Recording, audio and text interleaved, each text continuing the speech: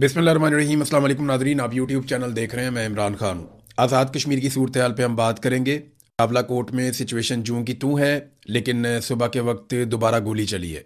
फजर की नमाज के बाद जब कुछ नौजवान मस्जिद से निकल रहे थे तो वहाँ पे रेंजर्स की गाड़ियाँ आ गई और वहाँ फायरिंग की गई। और फायरिंग के नतीजे में एक नौजवान जो है, इसका नाम बताया जा रहा है सुभान आरिफ, वो शहीद हो गया। और उसके अलावा दानिश इरशाद साहब हैं वहाँ पे, एक सहाफ़ी, उनके बकौल ये फोर्सेस ने पेशकदमी की है और मुजाहिरीन ने उसको नाकाम बनाया है। और जो एक नौजवान वहाँ पे ज़ख्मी हुआ, उसने क्या बताया पहले वो सुन लें तो मेरे ख्याल में ज़्यादा बेहतर सिचुएशन आप समझ सकेंगे। क्योंकि यहाँ पे गोली चली है और रेंजर्स की दो गाड़ियाँ आई थी जिनके ऊपर बंदूकें फिट थी। अब ये क्या हो रहा है, मैं यानी मेरी समझ से बाहर है। यानी मुझे इतना लंबा सहाफ़ती करियर हो गया। आज़ाद कश्मीर में इस वक्त जो खेल खेला जा रहा है ये इतना सादा नहीं है जितना दिखाई दे रहा है। मैं कुछ चीज़ें आपको बताता हूँ, लेकिन पहले आप सुने। ये नौजवान जैसे गोलियां लगवान को, जिसे जो ज़ख्मी हुआ सुबह फायरिंग की वजह से, और वो ये बता रहा है कि उसके साथ कुछ नौजवान शहीद हो गए हैं। उनमें एक का नाम तो कन्फर्म हो गया, सुभान आरिफ। अब जो मकामी सहाफ़ी हैं वो ये बता रहे हैं कि ये सुबह फोर्सेस ने पेशकदमी की है। मुझे नहीं समझ आ रही कि ये क्या है। लोगों के जज्बात भड़काने की कोशिश की जा रही है, क्योंकि बार बार क्रैकडाउन की कोशिश की जाती है, लोग उसे नाकाम बना देते हैं। और लोग बहुत बड़ी तादाद में शहर के आसपास चारों तरफ बैठे हुए हैं और इन लोगों को अभी तक उमर नज़ीर कश्मीरी ने इजाज़त नहीं दी कि ये लोग दाखिल हो रावला कोट में।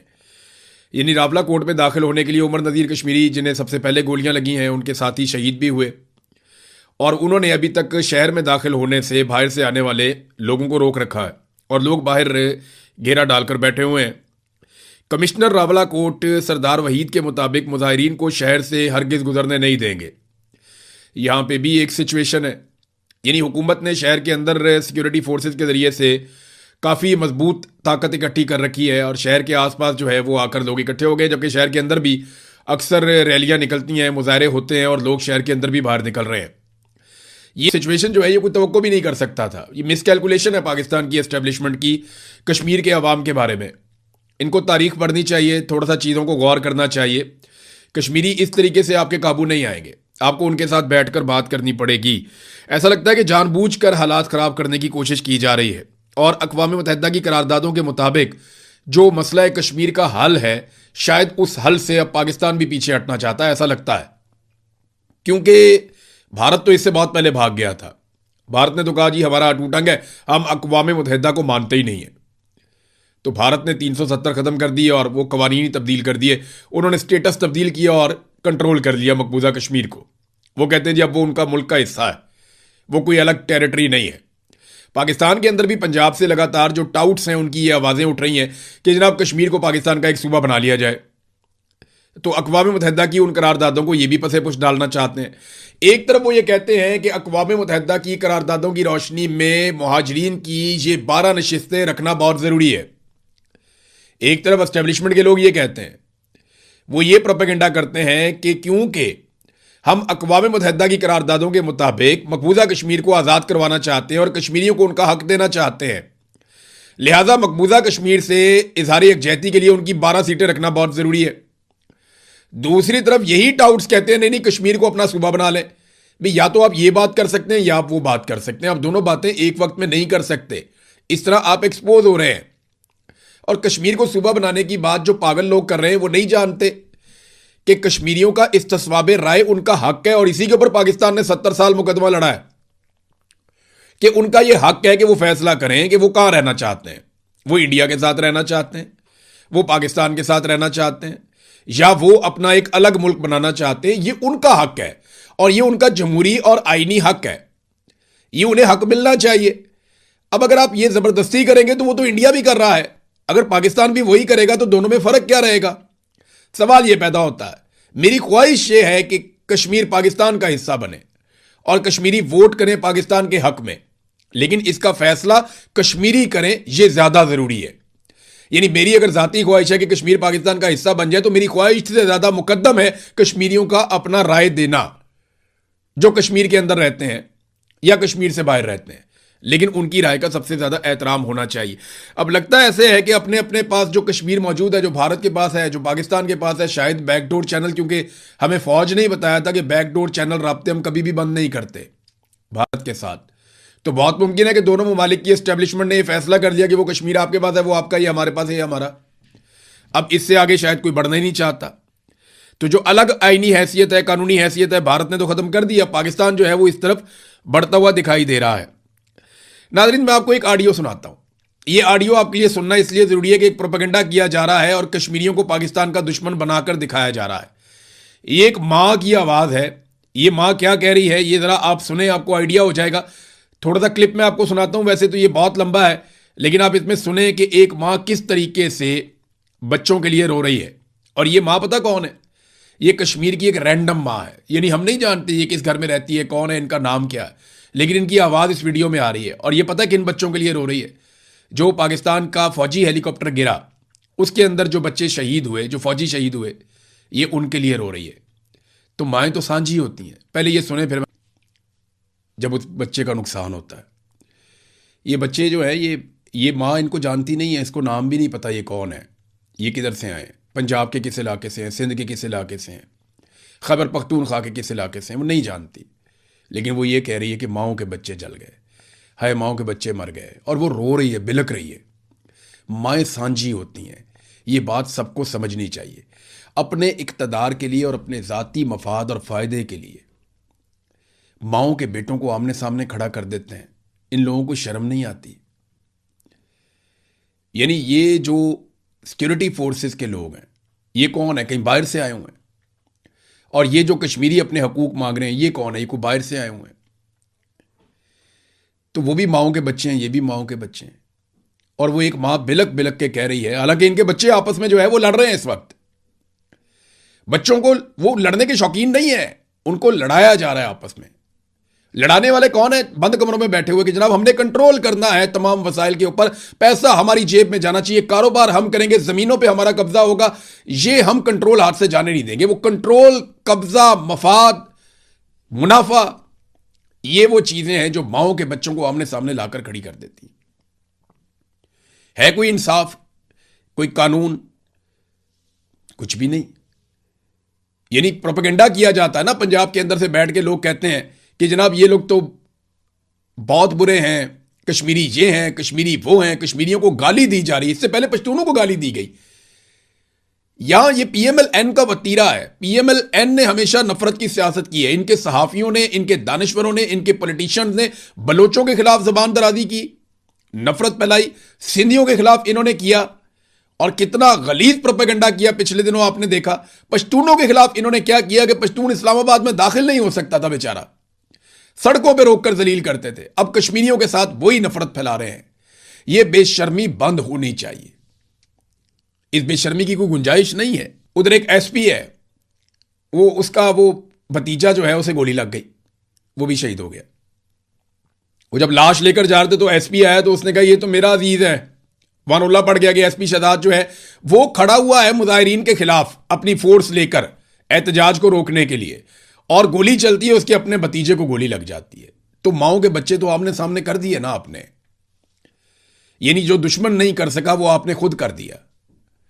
जिसका दुश्मन ने ख्वाब देखा कि इनके घर के अंदर हम आग लगाएं, वो आपने खुद कर दिया। बांग्लादेश में भी आपने यही किया, बलूचिस्तान में भी आपने यही किया, कबायली इलाकों में भी आपने यही किया, और आज कश्मीर में भी आप यही कर रहे हैं।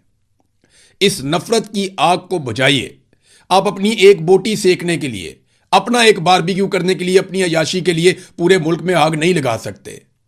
ये लोग अपने हकूक मांग रहे हैं, और क्या मांग रहे हैं मैं आपको दिखाता हूं कि इनको आपने दिया क्या है। देखें, कश्मीर को तो एक मिसाली खित्ता बनाया जाना चाहिए था ना, कि आपका मुकदमा था कि मकबूजा कश्मीर पाकिस्तान का हिस्सा बनेगा। वो आजाद कश्मीर को देखकर बनेगा भाई।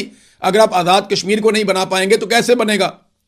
आजाद कश्मीर में अपने ले जाके आप 8-9 वजीर बना लेते हैं, बिठा देते हैं पाकिस्तान से, उनके जरिए से आप पूरे निजाम को कंट्रोल करते हैं, उनके मफादात के ऊपर चोट पहुंचाते हैं। ये देखें ना, हुकूमत के जारी इकोनॉमिक सर्वे के मुताबिक आजाद कश्मीर के 63% सरकारी स्कूलों में पीने का पानी नहीं है, 60% की चार दीवारी नहीं है, 57% में बिजली की सहूलत ही नहीं है, 46% स्कूलों में बाथरूम ही नहीं है। तो रियासत खाली क्या डंडा चलाएगी, कोई काम नहीं करेगी। तो आज़ाद कश्मीर को जो आप बार बार ताने देते हैं कि हमने तुम्हें ये दिया, हमने तुम्हें वो दिया, भाई वहां से पानी आता है, वहां से बिजली बनती है, जो वो आपको देता है वो तो आपको वो नहीं कह रहे, उनको जो सब्सिडी मिलती है वो किसी वजह से मिलती है, उनके साथ आपका एक एग्रीमेंट है। इस तरह तो आप कल को कहेंगे यहां पे जो आपका मालाकंड का इलाका है, स्वात का एरिया है या दीगर कुछ इलाके हैं, वहां पे आपके टैक्सीज नहीं लगते, वहां जो गाड़ियां हैं वो नॉन कस्टम गाड़ियां चलाने की इजाजत है, वहां से सरकार टैक्स नहीं लेती, क्योंकि उस वक्त जब वो पाकिस्तान में शामिल हुए थे तो ये मुआहिदा हो गया था। तो आप कहेंगे जनाब तुम टैक्सेस नहीं लेते, इनको भी पकड़ो। आपने मुआहिदों की पासदारी करनी होती है, आपने अमल दरामद करना होता है और तरीके से आगे बढ़ना होता है। इलाकों को आप तरक्की देते हैं, उससे मुल्क तरक्की करता है। आपने उन्हें क्या दिया? हमेशा उन्हें मुहाजिरीन की सीटों के ऊपर उनके ऊपर अपनी कठपुतलियां और अपने मोहरे जो है वो आपने मुसल्लत कर दिए। अब एक चीज मैं आपको बताता हूं नाज़रीन, जरा इसको क्लियर कर लें, ये बहुत प्रोपेगेंडा हो रहा है, बहुत रोला पड़ गया कि मुहाजिरीन की 12 नशिस्तें, तो मैं और आसान कर देता हूं आपके लिए। जब ये 12 नशिस्तें आई थी ना, जब इन 12 नशिस्तों को बनाया गया था तो बड़ी नेक नियति के साथ बनाया गया था और यह फैसला किया गया था कि मकबूजा कश्मीर का नाम हम जिंदा रखेंगे, मकबूजा कश्मीर की जिद्दोजहद को हम मरने नहीं देंगे, उनके नुमाइंदगान हमारी असेंबली के अंदर बैठेंगे। बहुत अच्छा जेस्चर था। जो मकबूजा कश्मीर से हिजरत करके, अब मेरी फैमिली भी वहां से ही आई हुई है ना मकबूजा कश्मीर से, तो वो जो वहां से हिजरत करके आए थे उनको उनके हकूक मिलेंगे और हम उनको 12 सीटें देंगे। यहां तक तो मामला बहुत अच्छा था। लेकिन फिर क्या हुआ, आहिस्ता आहिस्ता एस्टेब्लिशमेंट ने इन 12 सीटों के ऊपर अपने कठपुतली बिठाना शुरू कर दिए, अपने बंदे टाउट्स उठाए, तुम वहां बैठ जाओ, तुम वहां बैठ जाओ, तुम वहां बैठ जाओ।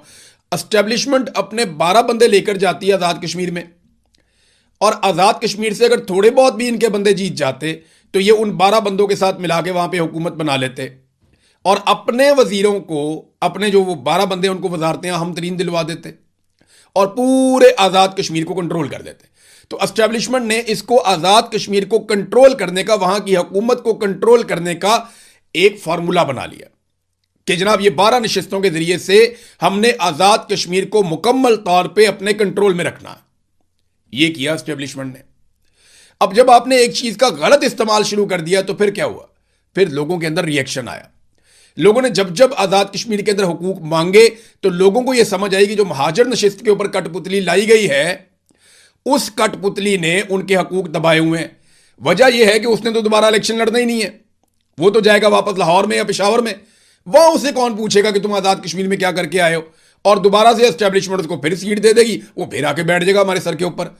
तो इस नाइंसाफी से तंग आकर उन्होंने आवाज उठाना शुरू की। आप मसले को समझें, जज्बाती होने की बजाय आप उनका प्रॉब्लम समझें। अब ये उनके साथ बैठने के लिए तैयार नहीं है, कोई कहता है बैठना, कोई कहता है नहीं बैठना। पीपल्स पार्टी कहती है बैठना चाहिए और साथ में उन्हें कलदम भी पीपल्स पार्टी करार देती है। पीपल्स पार्टी कहती है बैठना चाहिए और साथ में उनके सरों के ऊपर कीमत भी पीपल्स पार्टी रखती है। पीपल्स पार्टी कहती है बैठना चाहिए और पीपल्स पार्टी की ही हुकूमत उनके ऊपर लगातार क्रैकडाउन भी करती है। पीपल्स पार्टी कहती है बैठना चाहिए और पीपल्स पार्टी ही पाकिस्तान से दरखास्त करके रेंजर्स को, एफसी को और पुलिस को आजाद कश्मीर के अंदर दाखिल करती है। तो ये पीपल्स पार्टी की दोगली पॉलिसी है, मुनाफिकाना पॉलिसी है। ये इसके जरिए अपनी सियासत जिंदा रखना चाहते हैं, हालांकि ये बहुत बड़ी ज्यादती का हिस्सा हैं ये लोग। और अब एक और फैसला किया गया है कि जो 177 एफआईआर हुई थी, जो पहले वापस ले ली गई थी पिछले एहतजाज के बाद, वो कह रहे हैं जी पिछली रियायतें खत्म कर रहे हैं और 177 जो एफआईआर थी उन एफआईआर को वापस बहाल किया जा रहा है। ये नादरीन अब सूरत हाल है कि एफआईआर वापस बहाल की जाएंगी और जितनी मैक्सिमम हो सकता है नफरत फैलाई जाएगी। पिछली मरतबा ये दावा किया गया था कि हमारी बड़ी अच्छी बातचीत हो गई है, हम मुज़ाकरात में कामयाब हो गए हैं और कश्मीर जो है यहाँ पे अब अमन आ जाएगा और हालात बहुत बेहतर हो जाएंगे, इनके मुतालबात बहुत जायज़ हैं, ये कहा गया था। लेकिन फिर 2 साल तक ताखीर करने के बाद अब जब असेंबली अपनी मुद्दत पूरी करने जा रही है तो भी उनको उनका हक नहीं मिला। अब वो ये कहते हैं कि इसी असेंबली में आप हमें हमारा हक दीजिए, लेकिन हुक्मरान ऐसा करने से गुरेज़ आए, वो ये कर नहीं रहे। नाज़रीन, तहरीक इंसाफ ने काफ़ी साथ दिया इसमें कश्मीरी आवाम का, यानी तहरीक इंसाफ का सोशल मीडिया ही एक अपोजिशन का रोल प्ले कर रहा है। तहरीक इंसाफ के सोशल मीडिया ने ज़ोरदार तरीके से आवाज़ उठाई आज़ाद कश्मीर के आवाम के लिए और ये बहुत अच्छी बात है। बाकी पॉलिटिकल पार्टीज़ को भी, चाहे वो किसी भी पॉलिटिकल पार्टी का सोशल मीडिया है या आप एक आम आदमी हैं, पाकिस्तानी हैं, आपके पास सोशल मीडिया है, तो आप कश्मीरियों का साथ दीजिए। मुझे नहीं लगता कि इस वक्त नफरत फैलाने की गुंजाइश है, मुझे नहीं लगता कि इस वक्त गोली चलाने की गुंजाइश या ज़रूरत है। बैठकर बात करनी चाहिए, मसले को हल करना चाहिए। गोलियों से नफरत बोई जा सकती है और इस फसल को काटना पड़ेगा, आपको नहीं तो आपके बाद आने वालों को, लेकिन ये फसल नफरत की अगर पक गई तो इसे काटना पड़ेगा, बहुत खून बह जाएगा। सुहेल अफरीदी ने भी इस पर स्टेटमेंट दिया है, गो कि उनकी अपनी पार्टी के अंदर बड़ा फड्डा पड़ा हुआ है, लेकिन उन्होंने कश्मीर के बुनियादी हुकूक के लिए एक स्टेटमेंट दिया उनके हक में, और कश्मीर पाकिस्तान की शारग है, यहाँ से ये मामला उन्होंने शुरू किया। लेकिन जब भी कोई सरकार में होता है ना, जब भी किसी की हुकूमत होती है, जब पीटीआई की हुकूमत थी तो तब वो भी ऐसे एलिमेंट को इन लोगों को पसंद नहीं करते थे इमरान खान साहब के दौरे हुकूमत में। तो अपोजिशन में तो आप ये सारा कुछ करते हैं, आप हर आवाज़ को उठाते हैं अपने मफाद के लिए, लेकिन आपका असल इम्तिहान होता है जब आप हुकूमत में आते हैं। देखें ना, ये सुहेल अफरीदी वगैरह कितनी बड़ी बड़ी बातें करते थे कि ड्रोन हमला नहीं होगा, ड्रोन हमला होने नहीं देंगे, हम ये कर देंगे, अगर मिलिट्री ऑपरेशन हुआ तो वो कर देंगे, सारा कुछ हो रहा है। एक भी एफआईआर इन्होंने नहीं की। तो अली अमीन गंडापुर के टाइम पे तो बड़ा रोला डालते थे, लेकिन अब सुहेल अफरीदी का टाइम आ गया तो कुछ करते भी नहीं है और रोला भी नहीं डालते। तो अली अमीन गंडापुर ने अब रोला डालना शुरू कर दिया, और वो मेरे ख्याल में एक बात जो अली अमीन ने की वो बात ठीक है। आप इख्तलाफात अपनी जगह पे, लेकिन अली अमीन गंडापुर ने एक बात की वो बिल्कुल ठीक है। उसने कहा यार तुम नाचो तो फैशन और हम नाचें तो मुजरा, ये क्या तरीका है? अल्फाज ठीक नहीं है, उसको वो और बहुत सारी इस तरह की मिसालें बनी हुई है, लेकिन ठीक है, अली अमीन गंडापुर ने कह दिया कि तुम नाचो तो फैशन है, हम नाचें तो मुजरा है। वो एक और उसको कहते हैं कि साडा कुत्ता कुत्ता ताडा कुत्ता टॉमी, ये भी वो कहते हैं लोग। मिसालें इस तरह की बहुत सारी बनी हुई हैं, लेकिन गंडापुर की बात ठीक है। देखिए, अगर गंडापुर ने यह साबित किया वक्त के साथ कि वो समहाउ वो कंप्रोमाइज था, या वो चीज़ों को एक लेवल से आगे नहीं ले जा पाया, या वो लड़ाई को उस तरह नहीं लड़ पाया जैसे लोग तवक्को कर रहे थे, तो गंडापुर उसको मंतकी अंजाम तक नहीं पहुंचा पाया। सुहेल अफरीदी लड़ाई को शुरू ही नहीं कर पाया। यानी जो लड़ाई इमरान खान लड़ रहा है, गंडापुर उस लड़ाई को लड़ता तो था लेकिन मुकम्मल नहीं करता था। सुहेल अफरीदी का प्रॉब्लम यह है कि जो लड़ाई इमरान खान लड़ रहा है जेल से बैठ के, सुहेल अफरीदी उस लड़ाई को शुरू ही नहीं करता। यानी वो तहरीक बनाने के हक में ही नहीं, ऐसा लगता है। सुहेल अफरीदी ने अभी तक तहरीक बनाने के लिए एक कदम नहीं चला। इमरान खान ने कहा कि स्ट्रीट मूवमेंट शुरू करनी है, सुहेल अफरीदी ने कहा कि करनी है, लेकिन की नहीं। अभी तक कुछ भी नहीं किया गया। पार्टी के अंदर जो है वो रोला पड़ा हुआ है, लड़ाई बढ़ रही है। अली अमीन गंडापुर और उनके जो इत्तेहादी हैं, जो उनके साथी हैं, वो मुतहर्रिक हो रहे हैं, और ये सारा मौका सुहेल अफरीदी ने खुद दिया। मेरे ख्याल में अब बहुत कम चांस रह गया, बहुत थोड़ा चांस रह गया सुहेल अफरीदी के पास कि वो कुछ करके अपनी साख बचा लें। क्योंकि मुझे अच्छी तरह याद है, मैंने एक दिन कहा था, और ये मेरी सुहेल अफरीदी से बात हुई थी, तो मैंने कहा था कि गंडापुर ने 100 से शुरू किया, वो 0 तक पहुंचा, और आप 0 से शुरू कर रहे हैं। अब आप पे डिपेंड करता है कि आपने नीचे जाना है या ऊपर जाना है। तो सुहेल अफरीदी ने ऊपर की तरफ सफ़र किया, थोड़ा सा 10, 15, 20 तक गए, लेकिन उसके बाद अब ये माइनस में खसारे में ही जा रहे हैं। सुहेल अफरीदी ने वो नहीं किया जो इमरान खान ने कहा था। तो एक अजीब किस्म की मायूसी पाकिस्तान तहरीक इंसाफ के वर्कर में है, उसको दूर करने की इनकी ड्यूटी थी, ये नहीं कर पाए। इंटरनेशनल फ्रंट पे खबरें हैं, लेकिन नेक्स्ट वीलॉग में बताऊंगा। अब तक के लिए इतनी, अपना ख्याल रखिएगा, अपने चैनल का भी। अल्लाह हाफिज़।